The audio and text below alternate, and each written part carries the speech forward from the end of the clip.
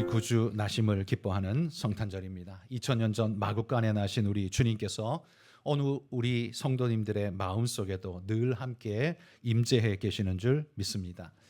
이 성경에 보면 예수님의 탄생을 왕의 나심이라고 성경은 소개하고 있습니다. 그분이 다윗의 왕위를 이어 오시는 분이요, 메시아로 오시는 구원자시라고 모두가 기대하고 있었습니다. 그리고 바로 그 기대대로 우리 주님은 다윗의 후손으로 오실 뿐만 아니라 진정한 메시아, 곧 구원자로 오셔서 우리 모두의 죄의 사슬을 끊고 죽음을 이기시며 부활의 영광을 얻으셨습니다. 우리가 그분의 오심을 기뻐하는 건 그분이 부활의 주님이시구나 라는 사실 때문만이 아니라 그 부활이 우리를 이끌어 주셔서 우리도 부활하게 하시는 기쁨의 소식, 복음인 줄 알기 때문에 이 성탄이 우리에게 더 의미가 있고 기쁨인 줄 믿습니다. 그러나 그분의 오심을 누구나가 바라고 기뻐했던 것은 아닙니다. 오늘도 우리 주님에 대한 비아냥거리고 교회를 향해 조롱하는 말들이 일관되게 쏟아지는 오늘 시대이지만 이게 여러분 오늘날의 문제만이 아니었습니다. 주님 나시던 그때에도 별반 다르지 않았음을 우리는 보게 됩니다. 성경은 새 왕의 탄생을 소개하면서 이 새로운 왕에게로의 초대를 받은 자들을 오늘 본문에 세 부류를 소개해 주고 있습니다. 대제사장과 서기관 부류, 동방박사와 목자들 부류, 그리고 헤롯 대왕이라는 이 세 개의 부류가 나뉘어지는데요. 이 세 부류를 의미상으로 구분해 보자면 이렇게도 나눌 수 있을 것 같아요. 거절하면 안 되는 사람들, 새 왕의 초대를 거절하면 안 되는 사람들, 혹은 거절할 이유가 있는 사람들, 혹은 거절할 수밖에 없었던 사람들, 이렇게 세 부류로 나뉠 수 있을 것 같습니다. 물론 거절할 수밖에 없었다라는 말이 그들이 죄가 없다라는 말이 아니라 힘든 이유가 있기는 하지만 맞아들이지 않아도 된다는 말이 아니라 그걸 극복하고 이겨냈어야 하는 사람이라고 들으셔야 맞습니다. 그러나 세상에는 하나님을 대하는 이런 세 부류가 여전히 우리 가운데에도 존재합니다. 오늘 이 말씀을 들으시면서 여러분은 세 부류 중에 나는 어디에 속하는가를 한번 생각해 보면서 이 말씀을 함께 나누기를 소망합니다. 첫 번째 부류는요, 거절하면 안 되는 사람들이 있습니다. 바로 대제사장과 서기관들이 그들이죠. 대제사장과 서기관은 율법의 대표자들입니다. 그러니까 율법이 학수고대하고 기다리는 메시아가 오신다면 제일 먼저 버선발로 달려나가서 맞이해야 할 사람 1번이 대제사장이고 2번이 서기관들일 것입니다. 그러나 그 당시 대제사장과 서기관은 예수님이 오셨다라는 이 소식이 들릴 때에 그들의 모습을 보면 긴가민가 하고 있는 반응을 우리가 볼 수 있습니다. 그들의 모습이 굉장히 미온적이고 전혀 적극적이지 않은 걸 발견할 수 있죠. 우리가 읽는 오늘 본문의 말씀 속에 보면 대제사장과 서기관에게서 느껴지는 느낌은 기쁨이 아닙니다. 오히려 의혹과 당황스러움이 오히려 그들에게서 느껴지는 느낌이라고 할 것입니다. 그러면 왜 그들은 이런 반응을 지금 보이고 있는 걸까요? 우리가 생각하기에는 메시아가 오셨다 그러면 성경을 가장 깊이 연구하고 그걸 가장 사모하며 날마다 끼고 살아가는 대제사장과 서기관이라면 제일 먼저 뛰쳐나가야 될 사람들인데 오히려 이렇게 냉랭한 모습을 보이는 이유는 도대체 무엇일까? 저는 이 대제사장이 가지고 있는 아마 세 가지 정도 이유가 이럴 수밖에 없었던 나름의 이유, 우리가 좋게 해석해서 세 가지 정도 있는 것 같습니다. 첫 번째는요, 동방박사의 말을 곧이곧대로 믿어야 하는지에 대해서 아마 이 대제사장과 서기관은 조금 고민이 있었을 것 같아요. 왜냐하면 약속의 땅에 살고 있는 자신들도, 늘 성경을 연구하는 자신들도 모르는 것을 어찌 이역만리의 머나먼 땅에 살고 있는 그 사람들이 알고 찾아온다는 말인가? 이게 이제 의문이겠죠.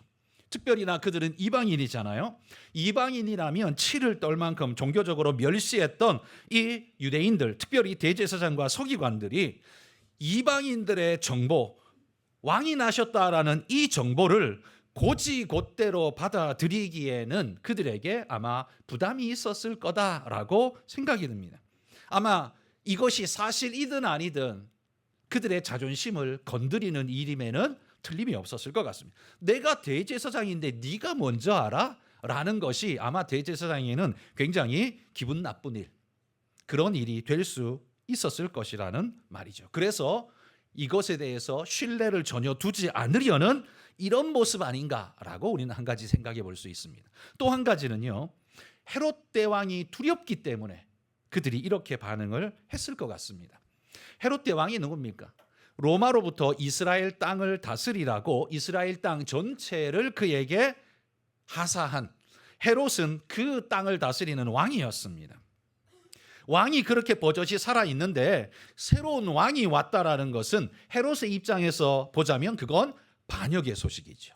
왕이 자기가 있는데 새 왕이 왔다고? 그건 반역의 소식입니다. 그러니 이 일뿐만 아니라 자기가 왕이기 때문에 반역으로 들릴 뿐만 아니라 로마가 통치하는 곳의 한 부분을 다스리는, 그러니까 여기에 새 왕이 왔다면 로마도 뭐야 이거 반역이야? 라고 생각할 수밖에 없는 그런 두려운 일이 일어날 수밖에 없는 거죠. 그러니 이 대제사장과 서기관들은 잘못했다가는 반역죄로 내몰릴 수 있기 때문에 거기에 부하내동하지 말아야겠다라는 생각을 아마 했을 것 같아요. 그게 현실적이지 않습니까? 그리고 세 번째 이유는 그들은 현상 변화에 대한 거부감을 가졌기 때문에 아마도 이렇게 냉랭한 반응을 보이는 것 같습니다. 헤롯 당시의 대제사장은 사실 정당하고 깨끗한 대제사장은 아니었습니다. 예수님 오시기 한 200년 이전부터 헬라가 그 팔레스타인 전역을 다스리고 있었습니다. 알렉산더가 세계를 온통 지배하면서 다스리다가 금방 요절을 해버리지 않습니까? 그 젊은 나이에 죽고 난 다음에 그 헬라 땅은 그 수하 장수들에 의해서 4분 5열 나뉘어져서 통치하게 됩니다. 그러니까 이 팔레스타인부터 이란, 이라크, 아프가니스탄 지금 있는 그쪽 지역 동쪽으로 전체의 메소포타미아 지역을 다스린 것이 셀류코스 왕조라고 부릅니다. 셀류코스 이 장군이 다스렸던 그 왕조였습니다. 그러니까 그 헬라 제국이 다스렸던 땅이라는 거죠. 근데 그들이 그 땅을 다스리고 있을 때 대제사장 이 유대 땅을 그들이 다스리면서 보니까 이 유대 나라가 멸망해서 왕은 없지만 이 유대 나라를 다스리고 이끌어가는 이 종교 지도자 대제사장이라는 이 존재가 이게 만만한 존재가 절대 아니거든요. 모든 백성이 철저하게 거기 그 말에 순종하고 그 앞에 엎드리는 겁니다. 그러니까 정치 권력이었던 이 헬라 입장에서는 현실 그 정신적 지도자였던 대제사장을 매수하지 않고는 이 나라를 온전하게 자기 뜻대로 다스리는 것이 쉽지 않았을 겁니다. 그러니 바로 그 대제사장을 자기의 수하로 편으로 만들어내기 위한 작업이 그 땅에 그 시대에 들어간 거죠. 특별히 거기에 때를 맞춰서 참 재미난 일이 일어나는데 대제사장 가문, 원래 대제사장은 아론의 직계 아들들, 특별히 장자 승계 원칙으로 이어지지 않습니까? 그렇기 때문에 이건 그냥 정해져 있는 거예요. 장자 승계 원칙으로 내려오는데 특별히 결격 사유가 없다면 대제사장은 장자 승계로 내려갑니다. 이 결격 사유라는 게 뭐냐면 이 몸에 장애가 있거나 크게 제약이 있으면 제대로 일을 돌볼 수 없으면 그 사람은 대제사장이 될 수가 없죠. 왜냐하면 여러분 우리가 하나님 앞에 예물을 드려도 눈 먼 것, 다리 저는 것, 상처난 것 이런 건 예물로 못 씁니다. 예물도 그러할진데 제사장도요. 뭐 귀가 잘렸다든지 눈이 하나 빠졌다든지 뭐 이런 상처를 입었다면 제사장의 자리에 올라갈 수가 없습니다.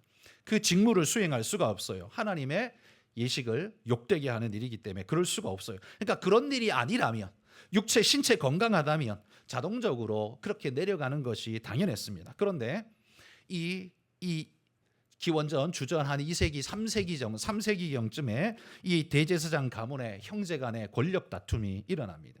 이 대제사장 자리를 놓고 권력 다툼이 일어나면 이거 누군가가 판단을 해줘야 되지 않습니까? 그냥 조용히 그냥 자동 승계가 되면은 아무 문제 없을 텐데 권력 싸움이 벌어지니까 누군가가 거기에 숟가락 하나 딱 얹어주면 네가 해라라고 하면 힘이 쏠려서 될 공산이 크죠. 특별히 헬라 제국이 통치국이 그렇게 한다면 더더욱 그럴 겁니다. 그래서 이 형제 간의 싸움 속에 헬라가 그 한 형제에게 힘을 실어줌으로써 그를 대제사장 만듭니다. 그리고 이후로부터는 대제사장과 정치 권력이 결탁을 해서 돈을 주고받고 서로 줄 거 주고받고 받는 그런 사이로 점점점 매수되어져 가서 이 영적이고 성결해야 할 자리가 매매되어지고 돈으로 팔리고 받는 이런 자리로 점점점 더럽혀져 가는 거죠. 그러다가 어쨌든 다행히 이스라엘이 마카비라는 제사장 가문의 사람들이 독립운동을 선동해서 일으켜서 독립을 하게 됩니다. 그게 마카비 혁명이라고 부르는데요. 헬라에서 독립해서 100년간 독립하게 됩니다. 그 기간 동안 이 마카비가 제사장이었으니까 그들이 이 대제사장의 자리에 앉아서 이 모든 일들을 처리하며 이끌어 왔죠. 그러다가 주전 63년에 3년부터 로마가 유대를 지배하게 되면서 그들과 결탁 속에 유지하면서 나라를 지켜왔습니다.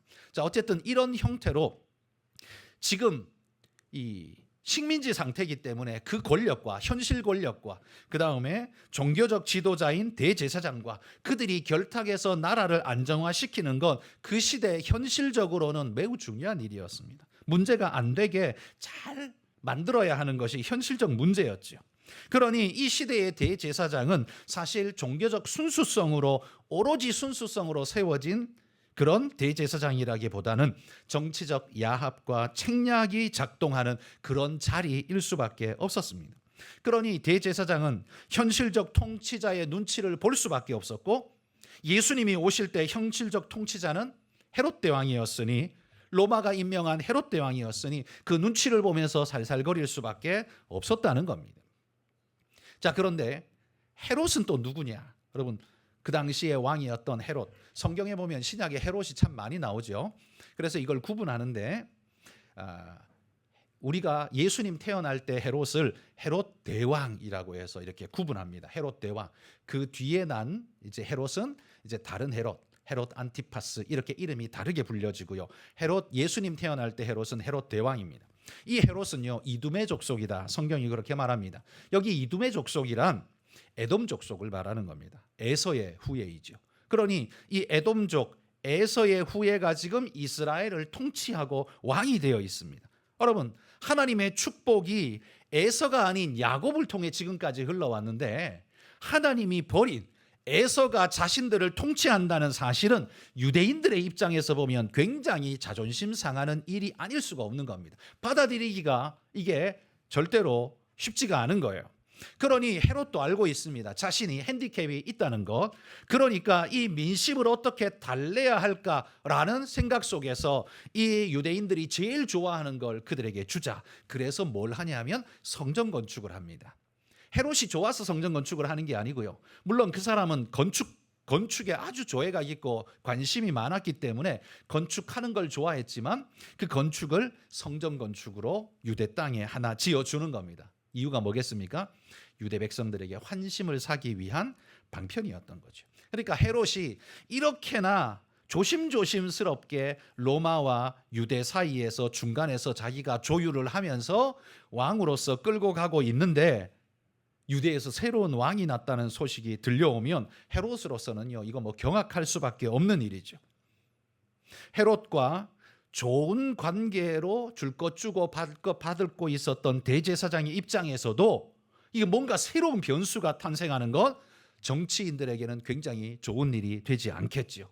여러분, 이 분위기가 이해되십니까? 그러니까 새 왕이 났다는 게 대제사장 입장에서도 이게 달갑지가 않은 거예요. 이게 정말 진짜인가에 대한 궁금증도 있지만 의구심도 있지만 이 지금 억지로 균형을 맞추어 놓은 것이 균형이 깨지고 여기에 뭔가가 끼어든다는 건 대제사장 입장에서는 굉장히 불편한 일이 아닐 수가 없다라는 말이에요. 여러분, 종교적으로 보자면 대제사장은요 메시아가 나셨다면 누구보다 기뻐해야 하고 누구보다 제일 먼저 가서 예배드려야 할 자였지만 현실적으로 그들이 만들어 놓은 권력 관계 그리고 이권 관계가 새로운 왕의 탄생을 이 기뻐하지 못하게 만든 거예요. 이게 끼어들면 자기가 더 어려운 상태에 이르니까 그걸 인정하고 싶지 않은 상태. 그게 헤롯의 대제사장의 그 당시의 상태였습니다. 그러니 자, 그래서 대제사장이 어떻게 합니까? 5절에 보시면 어디에서 메시아가 나실까요? 하니까 서기관이 뭐라고 알려줍니까? 성경을 찾아서 베들레헴에서 나실 겁니다 라고 알려주고 있습니다. 여러분 잘 보십시오. 그들은 메시아가 어디서 나실지를 알고 있습니다. 메시아가 나셨다는 소식은 들었어요. 그런데 어디에서 나실지는 모르는데 이 서기관이 알려줘요. 그러면 어서 가봅시다. 나도 가서 빨리 예배 드려야겠습니다. 이렇게 해야 서기관이 정상적이지 않습니까? 그런데 지금 뭐 하고 있어요? 베들레헴입니다. 가보십시오. 그러고 있다는 거예요. 그러니까 관심이 없어요. 그들은 어디에서 예수님이 나시고 메시아가 나실 것인가에 대한 지식은 있지만 그분을 경배하는 마음은 없는 사람들. 한마디로 말해 그들이 가지고 있는 지식은 죽은 지식의 사람들이었다라는 말이에요. 여러분 예수님의 형제 야고보 사도는 그의 서신에서 이렇게 말했습니다. 야고보서 2장 16절 17절 읽어봅시다. 너희 중에 누구든지 그에게 이르되 평안히 가라 덥게 하라 배부르게 하라 하며 그 몸에 쓸 것을 주지 아니하면 무슨 유익이 있으리요. 이와 같이 행함이 없는 믿음은 그 자체가 죽은 것이라.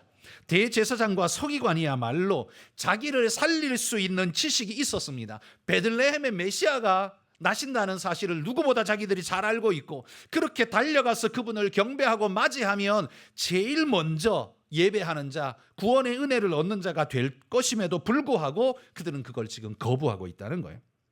죽음으로 스스로 걸어 들어간 자들이 되고 말았다는 사실입니다.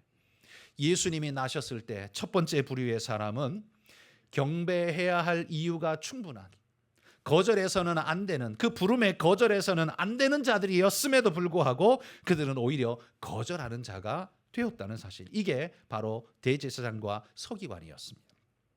자, 이들 외에 또 다른 두 번째 부류가 있었습니다. 이건 거절할 이유를 가진 사람들입니다. 바로 동방박사와 목자들이죠. 여러분 동방박사가 누굽니까? 이 동방은 도대체 어디예요? 동방은 로마 시대 로마 개념으로 동쪽에 있는 나라. 그 동쪽에 어떤 나라가 있었냐면 파르티아라는 나라가 있었습니다. 로마 제국의 맨 끝 변방이 이 팔레스타인이었어요. 그 팔레스타인을 넘어가면 그 뒤에 나라가 파르티아라는 나라가 있었는데 이게 큰 제국이었습니다. 원래는 파르티아는 조그만 나라였고 거기에 헬라 제국, 셀리코스 왕조라는 헬라 제국이 있었는데 이 파르티아라는 조그만 나라가 헬라 제국을 통째로 집어삼켜 버렸습니다. 싸워서 이겨서 그 전체를 자기 나라로 만들었어요. 그러니까 로마의 맨 끝, 이 팔레스타인 그 너머는 파르티아. 그러니까 거기가 경계선이죠. 그 예루살렘의 입장에서 동방은 바로 그 파르티아를 가리킬 거다. 이렇게 학자들은 이야기합니다. 이 파르티아가 얼마나 큰 나라냐면요. 지금 여러분이 아는 지도로 따지면 이라크, 그 옆에 이란, 그 다음에 아프가니스탄, 그 다음에 파키스탄까지 이 넓은 지역을 다스렸던 나라가 이게 파르티아입니다. 굉장히 큰 나라죠. 제국이었습니다. 엄청 큰 나라였습니다. 이 동쪽에서 온 이 박사들인데요. 자, 이곳 그 중심에 이제 이란이 있으니까 이란에서부터 계산해 본다면 이란에서부터 베들레헴까지 이게 얼마나 긴 거리냐면 2,000km입니다. 이게 직선으로는 2,000km가 아니지만 그 당시에 그 지역은 직선으로 오면 사막을 지나와야 돼서 못 지나옵니다. 이 초승달 지역이라고 거기가 부르죠. 거기가 물이 있고 녹지가 있고 사람이 사는 곳입니다. 그래서 그 이란에서부터 베들레헴까지 오려면 그 초승달 지역을 따라 빙글 돌아서 둥그렇게 이렇게 내려와야 돼요. 이 길이 2,000km예요. 그 당시에 여러분 그 사막도 일부 건너가야 하고 광야도 건너야 하고 하는 그 고대에는 낙타를 타고 그들이 지나다녔습니다. 이 낙타가요 하루에 10km를 간다고 합니다. 하루에 그 낙타가 걸어갈 수 있는 거리 10km라는데 10km 낙타 타고 2,000km를 가려면 며칠이 걸릴까요? 200일이 걸립니다. 그러니까 예배 한번 드리려고 200일을 투자한 거예요. 근데 여러분 200일 동안 하루도 쉬지 않고 계속 갈 수 있습니까? 그럼 사람 죽습니다. 중간중간 쉬어가야 돼요. 안 그러면 아예 몸살 나서 몸이 고장 나서 죽을 수밖에 없을 겁니다. 그러면 이게 물리적으로는 200일이지만 거기 중간중간 계속 쉬어야 되니까 250일, 뭐 많으면 300일, 거의 뭐 1년에 가까운 시간을 가야 되는 거리이죠. 그냥 계산 편하게 1년이라고 쳐봅시다. 여러분 1년을 가서 경배를 해야 된다면 여러분 하시겠습니까? 동방 박사들이 이 일을 했다는 겁니다. 이 때문에 여러분 동방 박사들이 예수님을 경배한 시간에 대한 논란이 사실은 있습니다. 이건 그냥 곁다리 이야기인데 여러분 그냥 참고로 들으십시오. 동방 박사들이 예수님을 경배한 것이 예수님이 태어났을 때 며칠 안 된 그때냐, 마구간에냐, 아니면 1년쯤 지난 다음에 어느 집에서 예수님께 경배했느냐, 이 논란이 있습니다.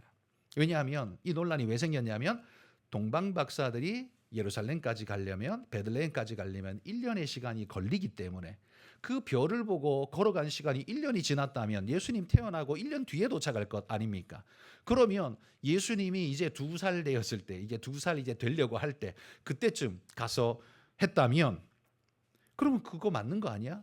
그러면 우리 뭐 마구간에 이야기한 거 좀 잘못된 거 아니야? 이런 생각할 수 있죠. 뿐만 아니라 여기에 증거처럼 우리가 삼을 수 있는 게 뭐냐면 헤롯이 예수님 나신 소식을 듣고 2살 아래의 아이를 다 죽이라고 했습니다. 왜 2살일까? 그게 바로 여기 한 1년쯤 지난 다음에, 근데 야 10개월, 난지 10개월 됐어, 그러니까 10개월짜리 다 죽여, 이렇게 하겠습니까? 혹시 잘못될 수 있으니까 좀 범위를 조금 넓혀서 넉넉하게 2살 아래 다 죽여, 이렇게 됐겠죠. 자, 그래서 이게 한 1년쯤 뒤에 경배하게 되었을 거다라고 이야기하는 이들이 많이 있습니다. 뭐 충분히 가능한 이야기죠. 그런데 여기에는 조건이 필요합니다. 무슨 조건이냐면 예수님의 탄생별이 예수님 태어날 때 떠올랐어야 이 말이 맞는 겁니다. 근데 만약에 하나님이 예수님 탄생 1년 전에 동방 박사들에게 별을 보게 만들었다면 어떤 일이 벌어질까요? 그렇다면 예수님 탄생할 때 도착할 수 있겠죠. 그러니까 이 별이 언제 떴느냐에 따라서 예수님을 경배하러 온 동방 박사들이 언제 경배했느냐는 시기는 다 달라질 수 있습니다. 그러니까 이건 정확하게 언제다라고 말하기가 어렵다는 거죠. 우리는 그냥 이걸 그냥 통으로 편하게 마구간에 가서 경배했다, 이렇게 난 그날 경배했다라고 그냥 쉽게 통으로 이야기하지만 사실 그럴 수도 있고 아닐 수도 있습니다. 그러니까 우리는 성경이 우리에게 말해주는 건 동방 박사들이 예수님의 생후 몇 개월째 예배드렸습니까? 이건 질문하지 마십시오. 이건 성경이 말하지 않는 거기 때문에 그걸 꼬리 물고 말하면 문제가 많이 생깁니다. 왜냐하면 우리는 정확히 알 수가 없어요. 별이 언제 떴는지를 그거 어떻게 확인할 겁니까? 하나님이 예수님 탄생하시기 1년 전에, 다시 말해서 마리아가 잉태하는 순간, 뱃속에 잉태하는 순간 별 뜨게 하면 이게 대충 날짜가 대충 맞잖아요. 그렇게 할 수도 있는 거고, 태어나는 날 별 뜨게 했다면 1년 뒤에 왔을 것이고, 그러니까 이건 우리가 알 수 없는 거예요. 그리고 성경이 동방 박사가 몇 날 며칠에 예배했는가 이거 묻는 것 있나요? 없어요. 그런 관심도 없어요. 성경이 관심 갖는 거 뭐예요? 동방 박사들이 그 멀리서 와서 예수님을 경배했다는 사실을 강조하는 것일 뿐이지 그들이 언제 와서 어디에서 예배했냐 그건 우리의 호기심일 뿐이지 성경은 말하지 않는다는 거예요. 그러니까 여러분, 제가 여러분들에게 이렇게 당부를 드립니다. 정확히 알 수 없는 주제를 가지고 논쟁을 벌이는 건 소모적일 뿐만 아니라 잘못된 대로 뻗어나갈 수 있는 아주 위험성이 높습니다. 그래서 성경이 말해주는 것까지만 여러분 믿으시고 그 나머지 것에 너무 창념하시면 우리가 잘못될 수 있습니다. 그러니까 내가 성경 좀 더 알아, 내가 이런 것까지 나는 고민해, 좀 과시하려고 일부러 좀 떠들어대는 분들이 있을 수 있지만 그런 것에 신경 쓰지 마십시오. 그건 우리의 호기심을 자극하기에는 충분하지만 그러나 성경이 말하지 않는 것에 굳이 목매어서 이야기할 필요는 전혀 없다. 중요한 것, 성경이 말하는 것, 그 멀리서 동방 박사들이 주님을 예배하러 왔다는 사실을 강조하는 것이 날짜를 강조하는 게 아닙니다. 자, 어쨌거나 여러분 이렇게 멀리 있는 그들이 예수님을 경배하러 왔습니다.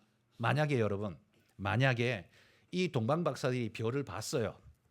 야, 메시아의 별이 떴네. 우리가 그렇게 기도하던 메시아의 별이 떴네. 그런데 이게 저 멀리 2,000km나 되는 저 먼 곳에 거기에서 나셨다는데, 야, 거기까지 어떻게 가? 못 갈 것 같아. 자, 그래서 동방박사들이 안 갔다고 칩시다. 그냥 안 갔다고 칩시다. 동방박사 욕할 수 있습니까? 여러분은 2,000km나 되는 그 길을 200일이나 가야 되는 그 길을 걸어가서 예배할 용기가 있으십니까? 우리는 아마 다 그렇게 생각할 겁니다. 동방박사가 못 갔어? 아유, 그 당연하지. 야, 200일 동안, 1년 동안 어떻게 가? 갈 때 1년, 올 때 1년. 그 예배 한번 하려고 2년을 투자하는 그 어리석은 사람이 어디 있어? 아마 다들 이렇게 말할 거예요. 그렇지 않나요? 그러니까 동방박사는요, 경배하러 가지 않아도, 다시 말해서 새 왕이 나셨다라는 그 초대를, 나는 좀 너무 거리가 많이 걸리고 시간이 많이 걸려서 조금 죄송하지만 못 가겠습니다 라고 거절해도 이상할 것 없는 입장의 사람이었다는 말이에요. 무슨 말인지 이해되시죠? 대제사장은 당연히 예배해야 되는 자인데 예배 안 했어요. 그러나 동방박사들은 그 시간적 거리나 여러 가지로 따지고 봤을 때 이거는 사실은 예배하러 못 갈 사람인데 예배하러 갔어요. 안 갔다고 하더라도 누구도 욕할 수 없는 입장의 사람이었단 말이에요. 그런데 갔다는 거예요. 자, 두 번째 사람이 있어요. 목자들이 또 그런 사람들이에요. 여러분, 우리는 유대의 이 목자들이 예수님을 경배했다는 사실을 누가복음에서 확인하게 됩니다. 이 목자들은요, 유대 사회에서 가장 천시되어지는 낮은 계급의, 표현이 좀 그렇습니다만 낮은 직군의 사람들이었습니다. 가장 천시받는 사람들이었다는 거예요. 그렇다면 여러분, 이 목자들은 자기 양을 치고 있었을까요? 아니면 주인님의 양을 치고 있었을까요? 자기 양을 치는 사람들은 그리 많지 않았을 것 같아요. 아마 사꾼으로서 주인의 양을 치는, 그렇게 해서 품팔이해서 사꾼으로서 입에 풀칠하는 그런 사람들이 굉장히 많았을 거라고 생각합니다. 자, 그렇다면 여기 목자들은요, 지금 들판에 양들을 쫙 풀어놓고 있는데 갑자기 천사들이 나타나서 이야기를 하는 거예요. 저기 저 마을에 들어가면 거기에 마구간에 나신 아기 예수님이 왕께서 나셨습니다. 소식을 알려줬어요. 자, 이 목자, 여러분이 목자라면 가겠습니까? 안 가겠습니까? 뭐가 문제예요? 가려고 치니까 뭐가 문제예요? 들판에 풀어놓은 양들이 문제예요. 이 내 양도 아니고 이건 내버려두고 갔다 오면 어떻게 해요? 늑대가 잡아먹고 곰이 잡아먹고 할 것 아닙니까? 그러면 그거 전부 다 내가 물어줘야 되잖아요.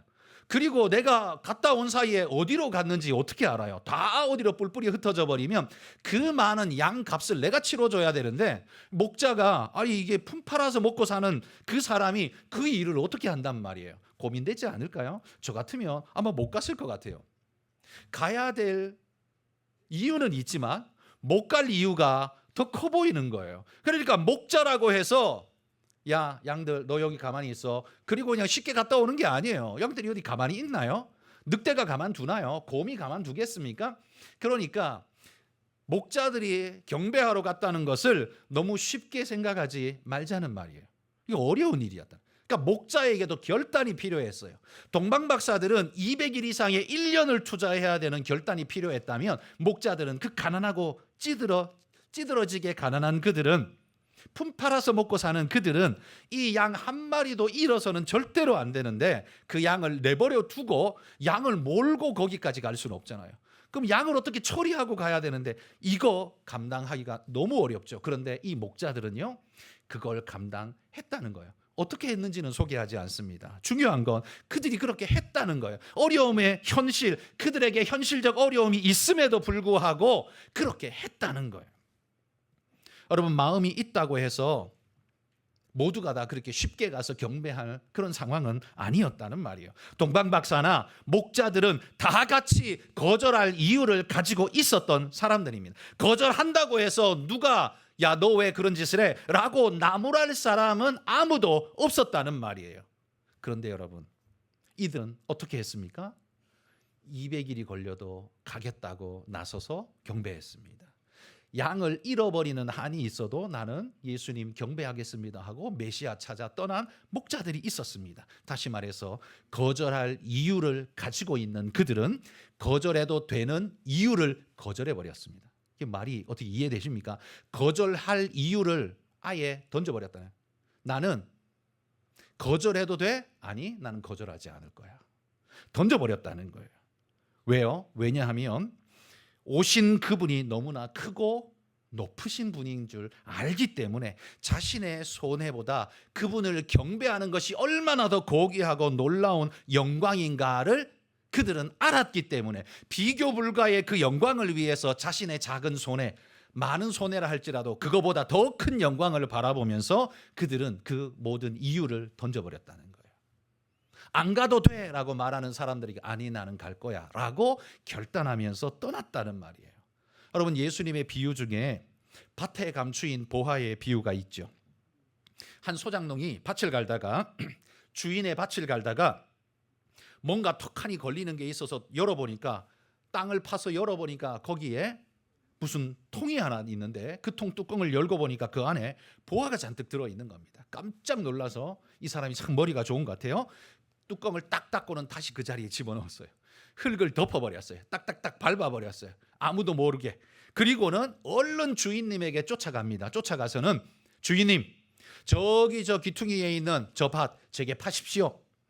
야 이놈아, 그 귀퉁이에 있는 거 소출도 얼마 안 나오는 거 그거 뭐하러 살려 그러냐?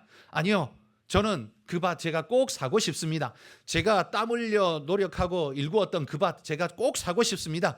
야 그거 얼마인데 너 살 수 있어? 야 제가 집 팔고 뭐 논 팔고 다 팔아서 팔 거 다 팔아서 내가 돈 가져오겠습니다 하고는 가가지고는 집도 팔고 팔 수 있는 거 싹 다 팔아서 뭐 소장농이 있어봐야 얼마나 있겠습니까? 그러니까 할 수 있는 최대한으로 모든 걸 팔아서 주인에게 가서 그 값을 지불하고 그 밭을 샀어요. 아마 주인은 그 소장농을 쳐다보면서 혀를 차면서 웃었겠죠. 아이 저 멍청한 놈, 저 땅 사서 뭐하게, 저 썩은 땅 사서 뭐하게 하겠지만, 그 사람은, 그 소장농은 뭘 꿈꿔요? 밭을 꿈꾸는 게 아니에요. 그 속에 있는 보화를 꿈꾸고 있는 거예요. 그러니까 네가 얼마를 1.5배를 부르든 2배를 부르든 신경 안 써요. 다 줄게. 왜?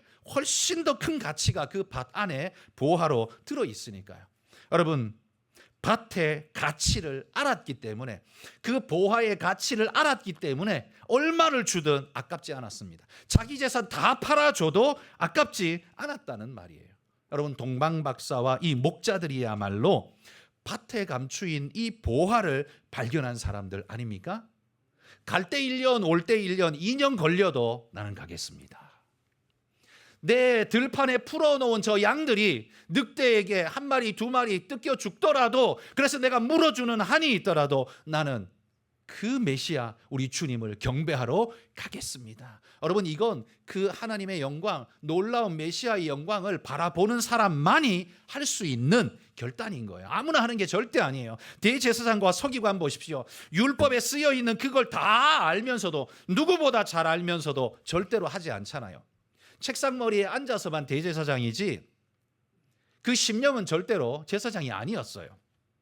메시아가 왔는데도 반응하지 않습니다. 왜? 보화를 알아볼 눈이 없었기 때문이에요.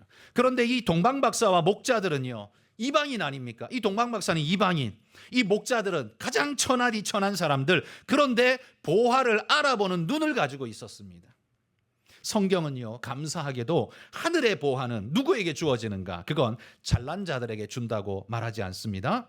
보배로운 눈을 가진 자들에게 하나님이 그거 주신다고 말해요. 그 보배로운 눈이 어때요? 하늘 보화를 알아보는 자들. 여러분, 우리 성경은 가난한 자를 하나님께서 사랑하시고 두둔하시고 지키시고 뭐 도우시고 맞습니다.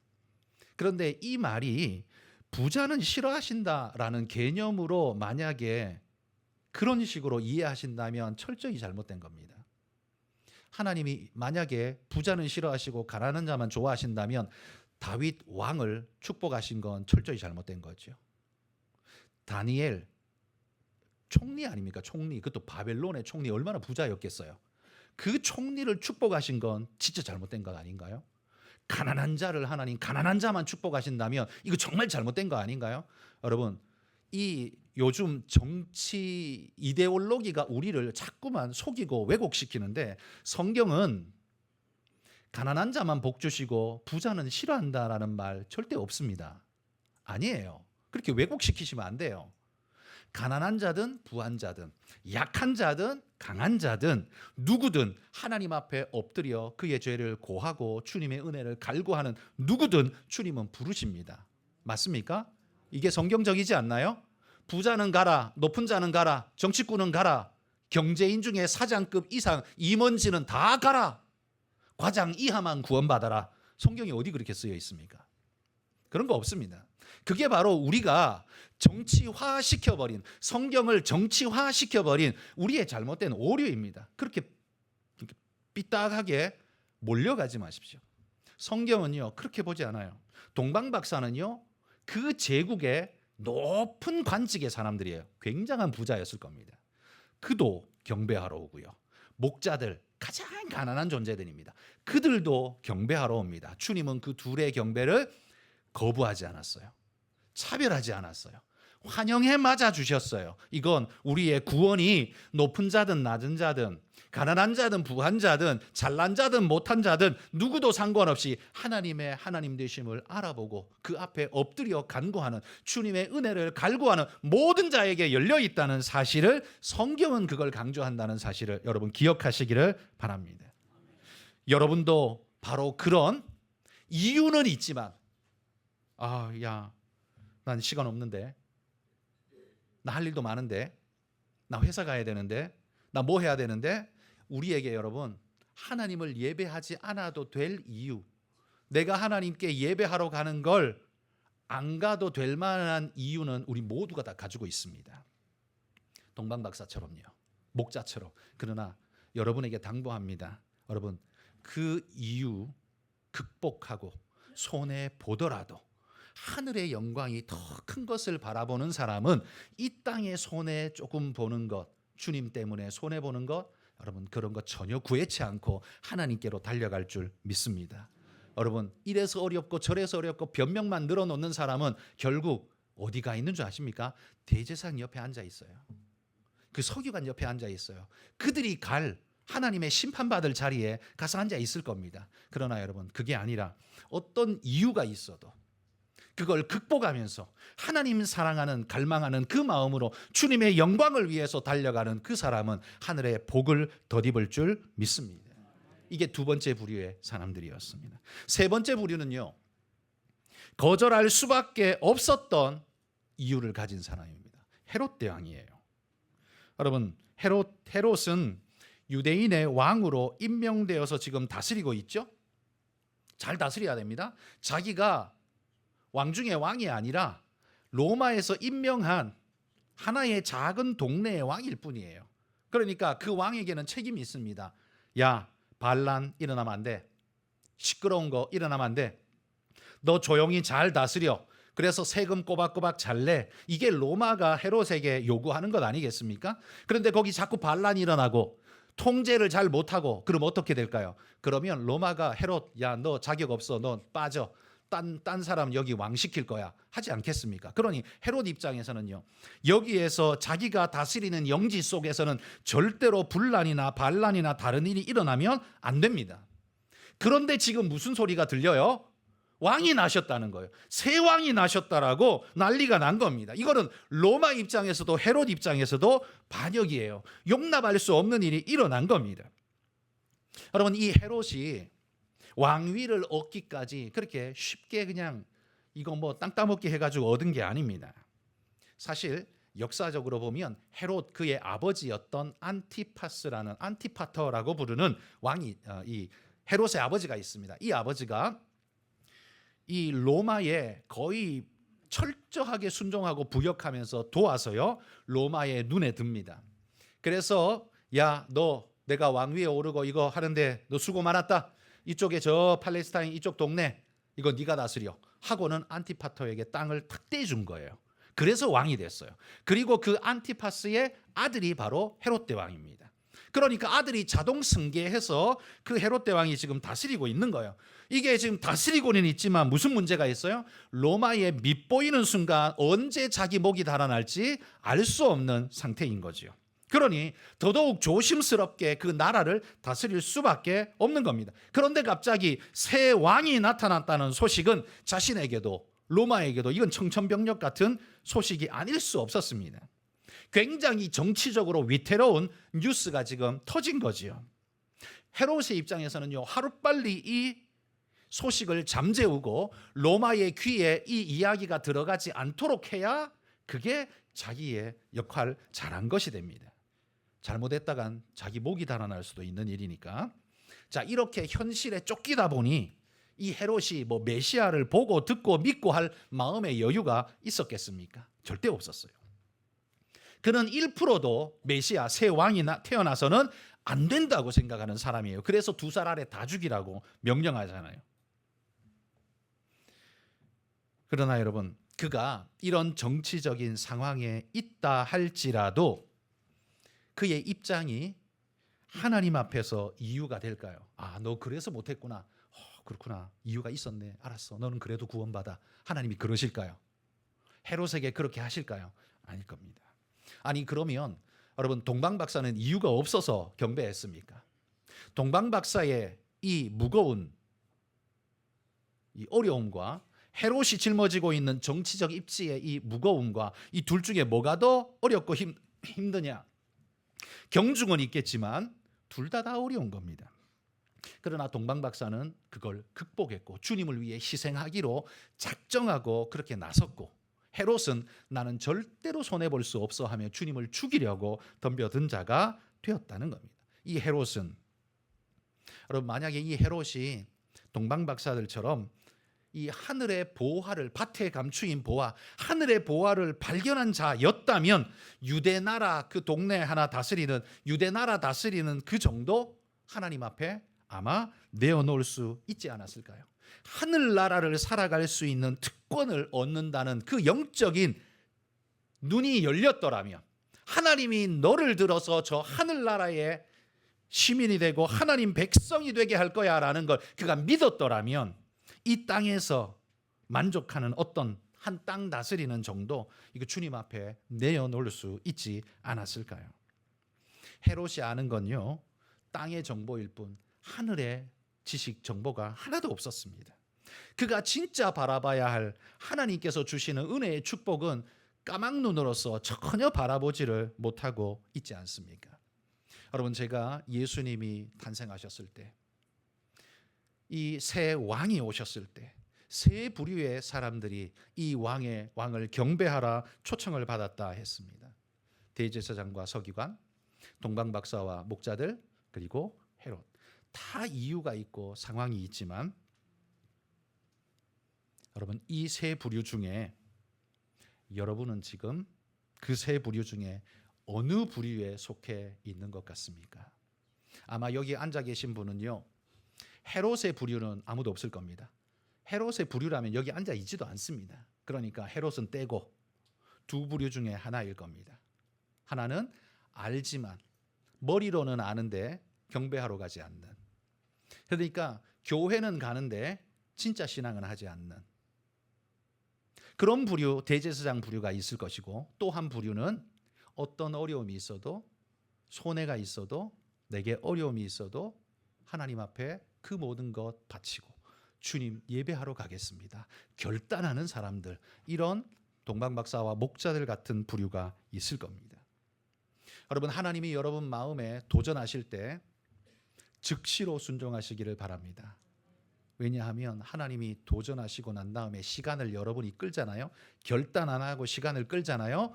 반드시 사탄이 참새처럼 날아와서 하나님이 뿌려놓은 그 씨앗을 먹어가 버릴 겁니다. 그때부터 어떤 생각이 드냐면 이런 생각이 들어요. 하나님께서 나를 부르신 것 같다. 하나님께서 내게 말씀하셨습니다. 이렇게 말씀하시는구나. 마음이 있는데 그걸 시간을 처련히 보내고 나면 나중에 어떤 생각이 들어요? 이런 생각이 듭니다. 야, 이거 하나님 부르신 거 맞아? 나 혼자 그냥 착각하고 있는 거 아니야? 그냥 목사님이 이야기하던 거 하고 어떻게 그냥 오버랩 돼가지고 나 혼자 지금 딴 생각하고 있는 거 아니야? 생각한다는 거예요. 하나님이 별을 보내도요, 이런 사람들은 이렇게 생각합니다. 저거 그냥 별 아니야? 저기 메시아 별이 아니라, 하나님이 부르시는 게 아니라 그냥 큰 별, 왕별 아니야? 이렇게 생각한다는 거죠. 하나님이 천사를 통해서 우리에게 말씀하셔도 이렇게 생각합니다. 야, 이거 잘못 들은 거 아니야? 여러분, 이런 경험 있지 않나요? 하나님이 여러분에게 은혜 주시는데 그 은혜를 바로 그 순간 받지 않으면 반드시 사탄이 그런 유혹을 던져서 여러분으로 하여금 하나님의 말씀을 희석시켜버리고 여러분이 동방박사 되지 않고 헤롯이 되도록 혹은 대제사장이 되도록 서기관이 되도록 그렇게 떠밀어버린다는 사실을 기억하십시오. 그 길가밭에 뿌려진 씨앗처럼 여러분이 그 말씀을 그대로 받아들여야 되는데 길가밭처럼 튕겨내놓고 바깥에 가만히 내놓고 쳐다만 보고 있으면 반드시 사탄이 물고 가버린다는 겁니다. 여러분, 동방박사는 수천 킬로를 걸어왔고 목자들은 양을 두고 가야 하는 위험을 무릅썼습니다. 여러분들은 주님께 예배하기 위해 하나님을 경배하기 위해 무엇까지 대가를 지불하면서 할 용의가 있으십니까? 목자와 동방박사들처럼 모든 걸 감수하고서라도 경배하러 가야지라는 말씀이 여러분 안에 중심이 되어 계십니까? 여러분, 이걸 가르쳐 우리는 헌신이라고 부릅니다. 헌신은요, 괄호 안에 뭐가 들어있냐 하면 손해 감수, 이게 반드시 들어있습니다. 헌신에 손해가 안 따르는 거 없습니다. 반드시 손해가 따릅니다. 그럼에도 하는 게 헌신입니다. 그런데 여러분, 헌신은 누가 할까요? 헌신은 힘 있는 사람, 여건이 되는 사람, 가진 사람이 하는 게 아니라 깨달은 사람이 합니다. 하나님의 말씀을 깨달은 사람, 그 은혜를 경험한 사람이 헌신합니다. 그래서 남들이 볼 때는 너무 힘드시겠어요. 그런데요, 여러분, 은혜 받은 사람, 깨달은 사람은 그거 힘들어 안 해요.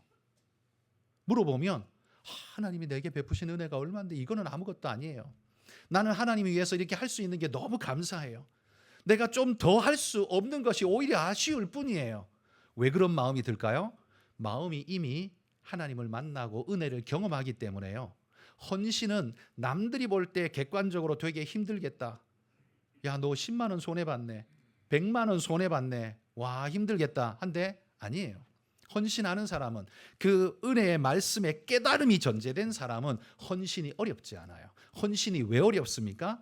깨닫지 못한 상태로 해야 되니까 어려운 거예요. 은혜 없이 헌신하려니까 이게 그냥 죽을 맛인 거예요. 여러분 마음속에 먼저 보화를 발견하는 하나님의 은혜가 있기를 축복합니다. 그게 있고 난 다음에 헌신은요, 어려워 보이지만 어렵지 않습니다. 무겁고 비싸 보이지만 그렇지 않습니다. 여러분 모두가 그런 은혜를 누리는 동방박사와 목자들 같은 그런 믿음의 일꾼들이 다 되시길 주의 이름으로 축복합니다.